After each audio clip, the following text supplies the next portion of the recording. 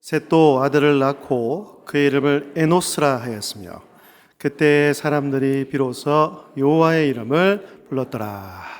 아멘. 죽을 수밖에 없는 존재라는 제목으로 주의 말씀을 증거하겠습니다. 여러분, 성경을 특히 창세기를 보면 두 개의 가문을 대조를 하고 있죠. 아벨이 죽고 나서 하나님께서는 셋이라는 아들을 또 주셨습니다. 그러니까 두 개의 가문을 계속, 특히 창세기 4장부터는 이것을 대조해서 보여주는 장면들이 굉장히 많아요. 셋의 가문인데, 이 셋의 가문은 다른 말로 하면 곧 믿음의 혈통, 믿음의 가문이라고 말을 할 수 있고요.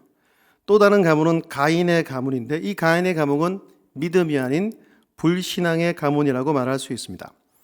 이 두 가문 또는 이 두 사람에 대해 성경이 이렇게 기록을 하고 있습니다. 창세기 4장 16절과 26절 말씀을 함께 읽도록 하겠습니다. 시작.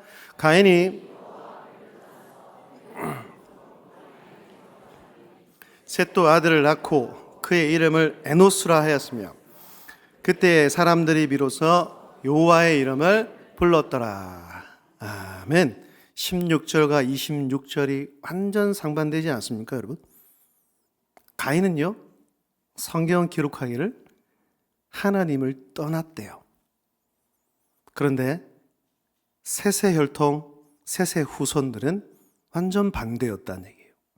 그러면 셋이 여호와의 이름을 부르고 그분을 의지하고 주인으로 삼고 살 수 있었던 이유는 과연 뭘까요? 이것은 그 아들의 이름에서 힌트를 얻을 수가 있다는 겁니다. 아들 이름이 뭐냐 하면 에노스라는 뜻이에요. 우리 한국 성도님들도 똑같아요, 그죠? 자녀들의 이름을 지을 때에 성경적 이름을 짓거나 아니면 자신의 어떤 신앙 고백을 담아서 지을 때가 굉장히 많다는 얘기입니다. 근데 히브리인들은 더 했거든요.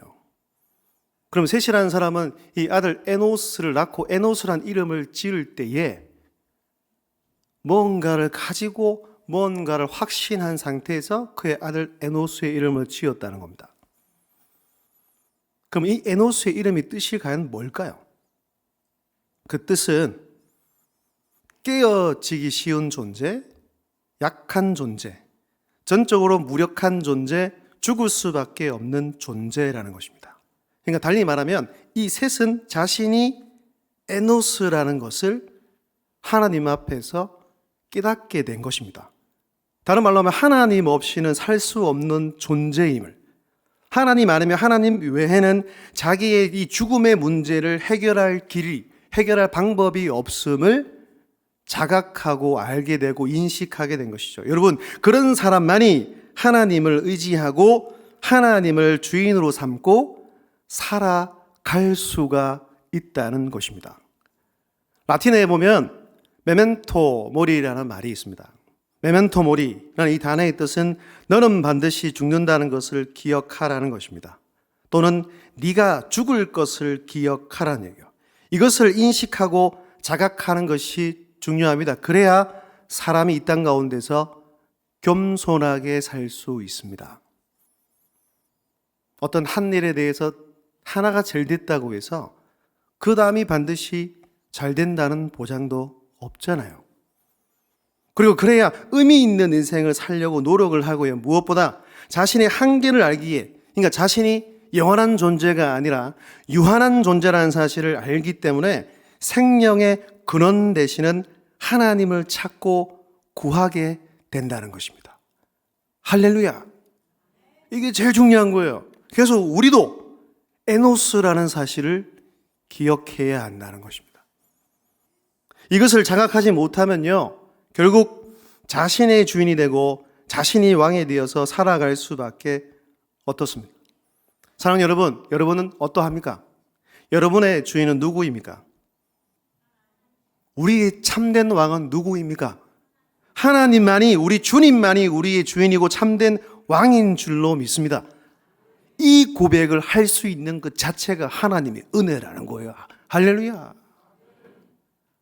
은혜를 입은 사람들은 오늘 이 자리에 함께 모여 하나님을 예배하고 하나님을 찬양하고 하나님께 영광을 돌리고 있는 것입니다. 여러분, 제가 몇 번 거듭 말씀드렸습니다. 예수님을 믿는다는 것을 다르게 해석하면 삶의 주인이 바뀌었다는 거예요. 여러분, 이 목사는 육체를 입고 살아가죠. 근데 이 육체도 저는 제 것이 아님을 믿습니다. 하나님이 주셨기에, 우리 주님께서 주인 삼아 주셨기에 나의 모든 것, 내가 갖고 있는 것, 내가 누리는 것, 내가 가진 모든 것이 우리 주님의 것이라는 겁니다. 그런데 안타깝게도 여전히 교회를 다니지만 아직 이 정권 교체가 되지 않은 분들이 꽤 많다는 거예요. 여러분, 예수를 믿는데 삶의 주인이 내가 된다, 그런 일은 있을 수 있을까요? 없다는 겁니다. 없다는 겁니다. 그래서 자기 스스로에게 늘 질문해 봐야 한다는 것입니다. 진짜 내가 왕으로 살고 있지는 않은가? 말은 이렇게 하면서 무림한 예수쟁이로 살아가고 있지는 않은가? 내가 누리는 것, 내가 가진 것, 내가 처한 것, 내 모든 것이 하나님의 것임을 고백하며 그 하나님께 마땅히 예배하는 인생이야말로 복된 인생인 줄로 믿습니다. 그런데요, 이 죽음의 문제, 이 인간, 사람이 제일 무서워하는 이 죽음이 왜 우리에게 이 세상에 찾아왔습니까? 성경은 분명히 말합니다. 그것은 인간의 죄로 인해서라고 말씀하고 있지요. 로마서 5장 12절 말씀입니다. 함께 읽겠습니다. 시작. 그러므로 죄로 말미암아 사망이 들어왔나니 이와 같이 모든 사람이 죄를 지었으므로 사망이 모든 사람에게 이르렀느니라. 아멘. 그러므로 한 사람, 최초의 인간 아담이 죄를 지음으로 세상에 죄가 들어오고, 이 죄로 말미암아 죄 심판에 바로 사망이 들어왔고, 이와 같이 모든 사람이 죄를 지었으므로 사망이 모든 사람에게 이르렀다라고 성경은 알려주고 있는 것이죠. 그 아담의 죄가 전 인류에게 전가되었기 때문에 이 땅에 태어나는 모든 사람은 나는 죄를 지은 적이 없는데요? 라고 말할 수도 없을 뿐만 아니라 그 어린 아이도 원죄라는 것을 품고 이 땅에 태어남으로 죄인이기 때문에 죽을 수밖에 없는 존재로 태어난다는 것입니다. 여러분, 죽음은 죄에 대한 심판입니다. 그래서 그 죽음의 그 지배로부터 벗어날 수 있는 방법과 길은 이 땅에 있는 인간 가운데 단 한 명도 없습니다. 아무리 오래 살았다고 해도 결국 죽는다는 얘기죠. 이 죄의 문제, 하나님과 분리된 이 문제를 해결되지 않으면 그 어떤 사람도 영원한 죽음에 이를 수밖에 없다고 성경은 말씀하고 있다는 얘기입니다. 오늘 읽었던 본문 말씀을 딱 넘어서 5장에 딱 넘어가면 족보 이야기를 딱 합니다. 아담의 족보가 나오죠. 이 아담의 족보는 다른 말로 죽음의 족보라고 말할 수 있습니다. 이 족보를 잘 설명해주는 단어 2개가 있어요. 첫 번째가 뭐냐면 낳았고, 그리고 뭐예요? 죽었더라는 얘기예요. 그러면 이 2가지 중에 성경이 저자는 이 족보 가운데서 어떤 것을 더 강조하고 있을까요? 낳았다는 것을 강조하고 있을까요? 죽었다는 것을 강조하고 있을까요? 죽었다는 것을 강조하고 있다는 거예요. 무려 8번이나 반복을 하고 있습니다. 그러니까 무슨 말이냐면 모든 인간은 죽을 수밖에 없는 존재라는 거예요. 죽음 앞에서는 아무런 힘을 발휘할 수 없는 나약한 존재라는 얘기이지요. 그런데요, 갑자기 5장을 쭉 그 족보를 읽다 보면 다른 패턴 하나가 등장을 합니다. 그래서 2번입니다. 2번 함께 읽겠습니다. 시작. 죽음의 행렬을 끝낸, 죽음의 행렬이 계속되는 창세기 5장 아담의 족보에서 전혀 다른 그림 하나가 딱 등장을 하고 있습니다. 이 부분에 딱 들어가서 이 족보에서 강조하고 있는 죽었더라 라는 단어가 안 나오는 거예요. 그 사람의 이름은 무엇일까요? 이성경 권사님, 그 사람의 이름은 누구일까요? 300년간 동행한 그 믿음의 사람. 박수. 예, 아이, 좋습니다. 예, 아이. 에녹이 탁 등장을 한다는 얘기예요. 그 부분에 딱 가면 죽었더라가 없어요. 살았더라. 않았더라. 그가 세상에 있지 아니하였더라. 히브리서 말씀은 더 정확하게, 더 구체적으로 우리에게 이야기를 해주고 있습니다. 히브리서 11장 5절입니다. 함께 큰 목소리로 시작. 믿음으로 에녹은 죽음을 보지 않고 하나님이 그를 옮기심으로 다시 보이지 아니하였느니라.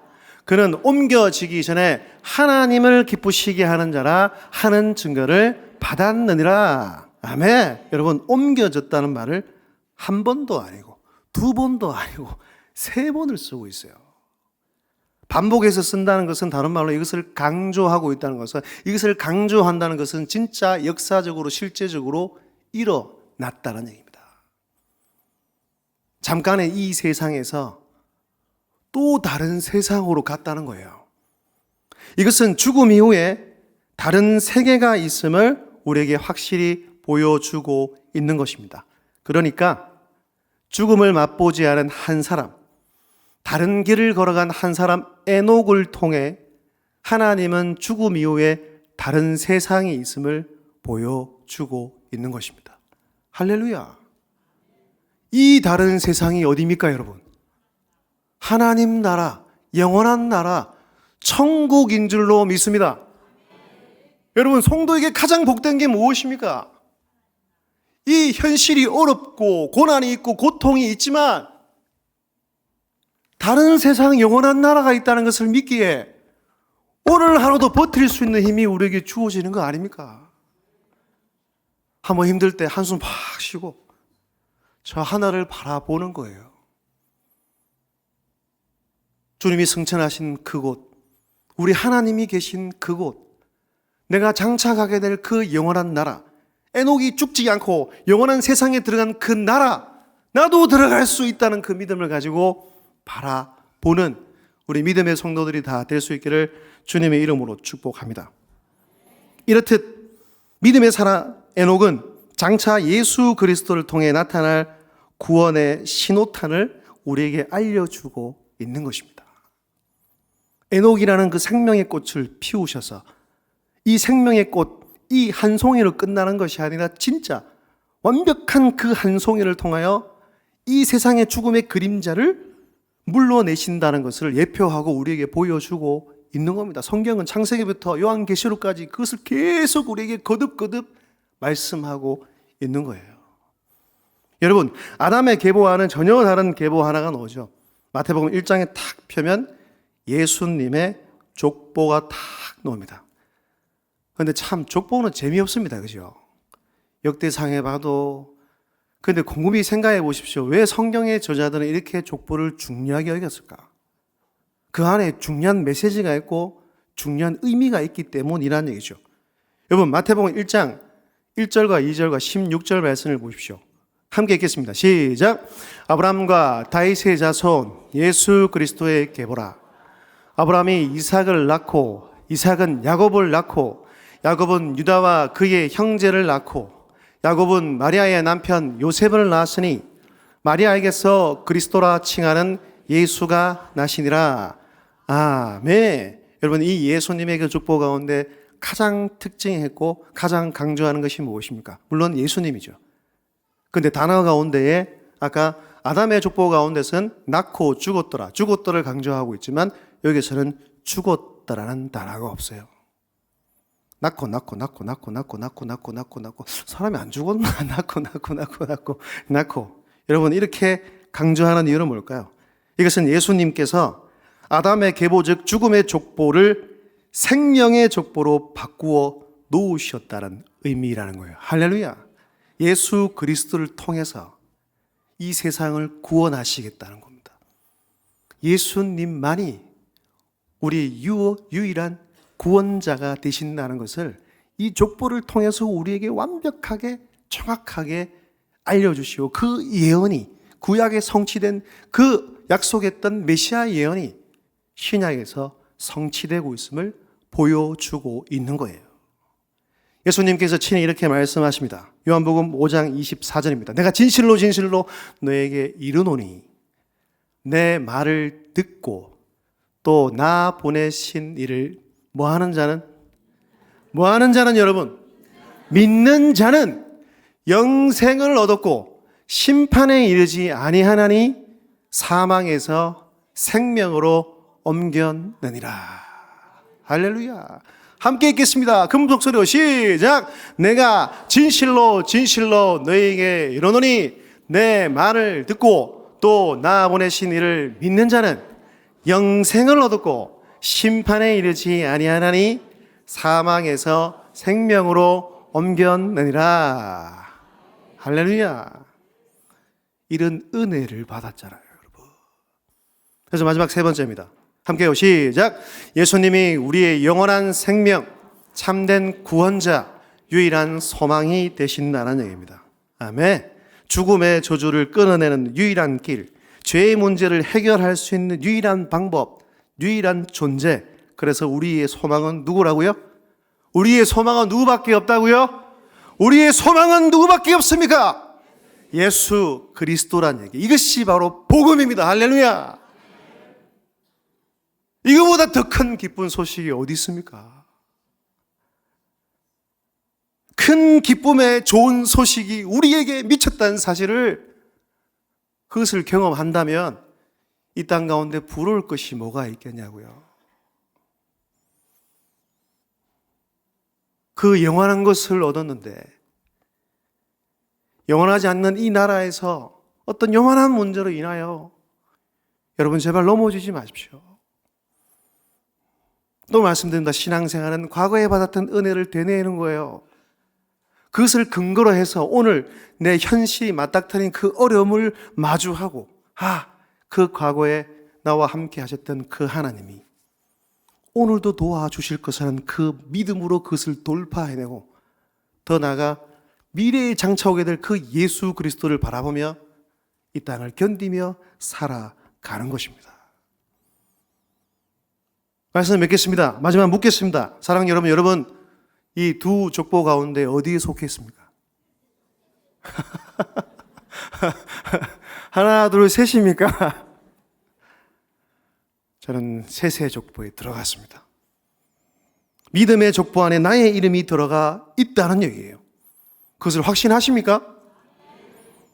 혹여나 아직 교회 나온 지 얼마 안 되신 분이나 교회를 오래 다니긴 다녔는데 내가 예수 믿는지 안 믿는지 잘 모르는 분들은 오늘 이 말씀을 꼭 새겨 들으시고, 성령님께서 그 마음문을 두드리실 때 마음문을 활짝 여십시오. 그분이 찾아와 여러분들이 주인이 되어 주실 것입니다. 믿음으로 꼭 반응하여 구원을 얻고 하나님의 자녀가 되는 그 권세, 그 은혜, 그 놀라운 축복을 다 경험하고 누리시는, 오늘 이 자리에 예배드리시는 우리 모든 주의 백성들이 다 될 수 있기를 주님의 이름으로 축복합니다. 그래서 남은 세월 어떻게 보내야겠습니까? 제가 제일 마지막에 하는 거, 예수님 더 사랑하는 거예요. 더 깊어지고 익어가고 그리스도의 사랑으로 물들어져 가야 예수의 사랑으로 예수의 사랑을 전하며 예수님을 자랑하며, 왜? 복음이 최고 기쁜 소식, 가장 가치 있는 것이니 먼저 거듭난, 먼저 믿는 여러분들을 통하여 또 생명을 살리는 그 복음이 여러분 주위 모든 사람들에게 전파될 수 있기를 주의 이름으로 축복합니다. 사도 바울은 분명히 말합니다. 에베소 3장 18절 19절입니다. 능히 모든 성도와 함께 지식에 넘치는 그리스도의 사랑을 알고 그 너비와 길이와 높이와 깊이가 어떠함을 깨달아. 저는 신앙생활의 싸움이 뭐냐? 이 주님의 그 사랑을 알아가는 싸움이라고 생각합니다. 그 너비, 그 지식에 넘치는 그리스도의 그 사랑의 너비와 길이와 높이와 깊이가 어떠함을 깨달아 하나님의 모든 충만하신 것으로 너에게 충만하게 하시기를 구하노라. 할렐루야. 여러분도 이렇게 한번 기도해 보십시오. 앞으로 남은 그 생에 예수님의 그 십자가의 은혜와 그 사랑을 더 깊이 깨달아 알아가는, 그래서 이 땅 가운데서 예수의 사랑으로 예수의 사랑을 행하며 살아가는 멋진 믿음의 백성들, 우리 교회, 그리하여 많은 영혼들을 살려내는 하나님 보시기에 멋진 교회가 되기를 주님의 이름으로 축복합니다.